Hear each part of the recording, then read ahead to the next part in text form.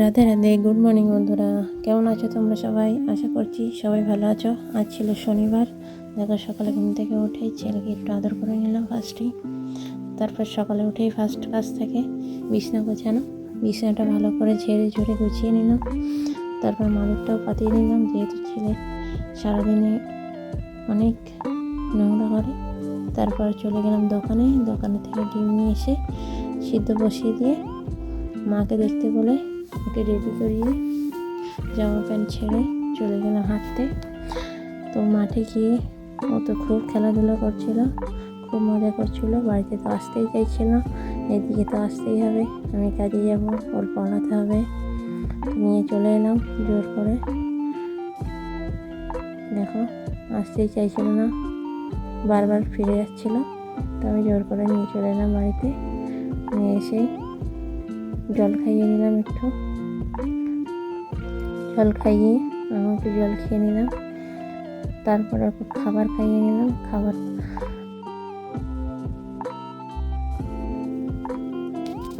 খাবারটা তো খেতেই চায় না, তাও জোর করে খাওয়ালাম।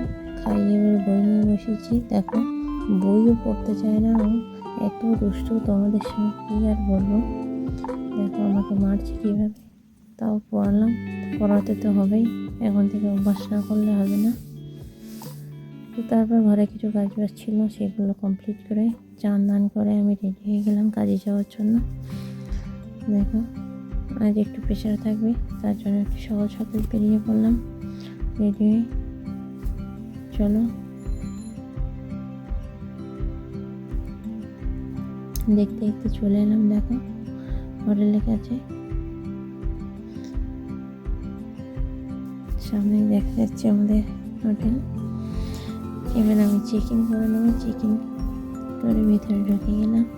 ভিতরে গিয়ে আমার টাটুকরাকে রেখেই ব্যাগ নিয়ে চলে গেলাম কিচেনে।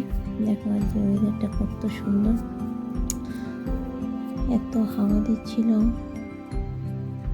দেখো ওপর বাংলাদেশ, আমাদের এখান থেকেই দেখা যায়। একবার বর্ডার সাইডে আমাদের হোটেলটা। এর আমি রেডি হয়ে চলে গেলাম কিচেনে।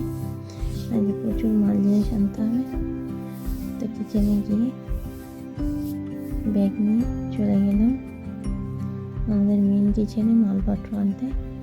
দেখো মালপত্র নিয়ে এসে ফার্স্টে আমি কিছুটা চিকেন কেটে নিলাম।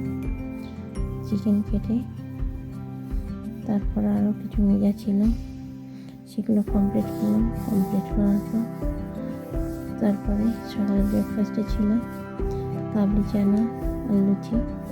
ব্রেকফাস্ট করে আবার চলে গেলাম কিচেনে, আরও কিছু জিনিসপত্র আনার ছিল। তারপরে দেখো আমাদের অর্ডার আসতে শুরু করেছিল। অর্ডার শুরু দেওয়ার পর আস্তে আস্তে করে অর্ডারগুলো নিচ্ছিলাম এবং কিছু মজাও বাকি ছিল, সেগুলো করে নিচ্ছিলাম।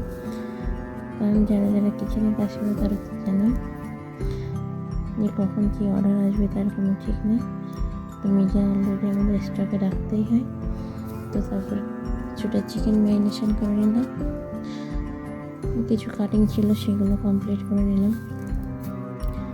কমপ্লিট করার পর আমি চলে গেলাম এবার লাঞ্চ করার জন্য খাবার আনতে।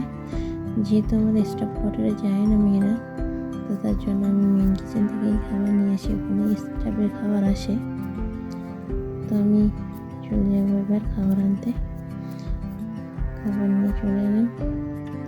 নিয়ে এসে দেখি আবারও কিছুটা মেজা করতে হবে। তো আমি আর আমার শেফ দুজনে মেজাগুলো কমপ্লিট করে দুপুরে খাবার খেয়ে নেব। আজকে দুপুরে ডিশে এলো আলু পোস্ত, করলা চিংড়ি, সেটা দিয়ে লাঞ্চ করে নিলাম। লাঞ্চ করার পর আবারও চলে গেছিলো আমাদের অর্ডার।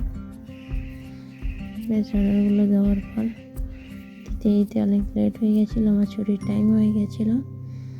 তারপর আমি মাঝে ভিডিও করতে পারিনি। দেখো রেডি হয়ে গুছিয়ে গেছি, বেরিয়ে পড়লাম। দেখো রাত্রিবেলা আমাদের হোটেলটাকে কেমন দেখায় তোমাদের সঙ্গে শেয়ার করছি। এবার আমি চেক আউট করে নেব। চেক আউট করে এবার বেরিয়ে পড়বো। তো আজকের মতো এই পর্যন্ত। টাটা, গুড নাইট, ভালো থাকো বন্ধুরা।